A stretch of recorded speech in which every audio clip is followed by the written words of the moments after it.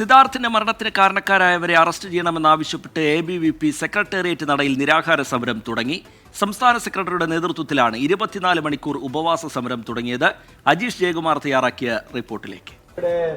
Pookode veterinary കോളേജിൽ മരിച്ച സിദ്ധാർത്ഥിന്റെ മരണത്തിന് കാരണക്കാരായവരെ അറസ്റ്റ് ചെയ്യുക, കോളേജ് ഡീനിനെ പുറത്താക്കുക, ഈ രണ്ട് ആവശ്യങ്ങൾ ഉന്നയിച്ചുകൊണ്ട് ABVPയും സെക്രട്ടേറിയറ്റ് പടിക്കൽ സമരം തുടങ്ങി. ABVP സംസ്ഥാന സെക്രട്ടറി ഈശ്വരപ്രസാദിന്റെ നേതൃത്വത്തിലാണ് ഈ സമരം നടക്കുന്നത്. 24 മണിക്കൂർ ഉപവാസ സമരമാണ് ABVP പ്രഖ്യാപിച്ചിരിക്കുന്നത്.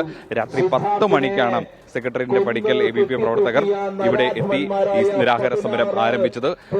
സിദ്ധാർത്ഥിന്റെ ഛായാചിത്രത്തിൽ ദീപം കൊളുത്തിയ ശേഷമാണ് പ്രവർത്തകർ മുദ്രാവാക്യം മുഴക്കി ഈ സമരം തുടങ്ങിവെച്ചത്. ജില്ലാ സെക്രട്ടറിയാണ് ഈ സമരം തുടങ്ങിയതിന് ഉദ്ഘാടനം ചെയ്തത്. നാളെ കേന്ദ്രമന്ത്രി അടക്കമുള്ളവർ ഇവിടെ എത്തി സമരത്തിന് ഐക്യദാർഢ്യം പ്രഖ്യാപിക്കും. ഇതോടെ ഈ പൂക്കോട് സിദ്ധാർത്ഥിന്റെ മരണത്തിൽ കൂടുതൽ എല്ലാ വിദ്യാർത്ഥി പ്രസ്ഥാനങ്ങളും തന്നെ പ്രതിഷേധവുമായി രംഗത്തിരിക്കുകയാണ്. രാവിലെ KSUവിന്റെ പ്രതിഷേധം ഇന്ന് സെക്രട്ടേറിയറ്റിന്റെ പടിക്കലുണ്ടായിരുന്നു. ഇതിനുശേഷമാണ് ABVP ഇന്ന് സമരവുമായി രംഗത്തിറങ്ങിയിരിക്കുന്നത്. സമരം നാളെ രാത്രി വരെ ഉണ്ടാകും.